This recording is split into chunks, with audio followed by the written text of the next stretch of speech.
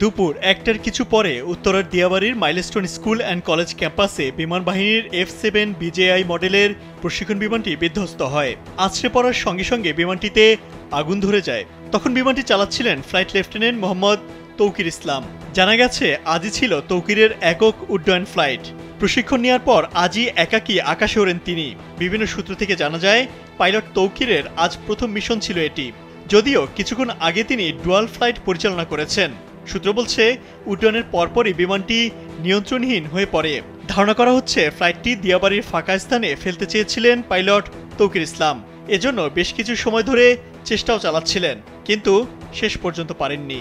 বিমানটি milestone school and college ক্যাম্পাসে গিয়ে আছড়ে পড়ে। মুমূর্ষু অবস্থায় বিধ্বস্ত বিমানের পাইলটকে উদ্ধার করে ঢাকার সম্মিলিত সামরিক হাসপাতাল CMH-এ নেওয়া হয়। সেখানেই নিবিড় পরিচর্যা কেন্দ্রে চিকিৎসাধীন অবস্থায় মারা যান pilot flight lieutenant Mohammad Tauqir ইসলাম।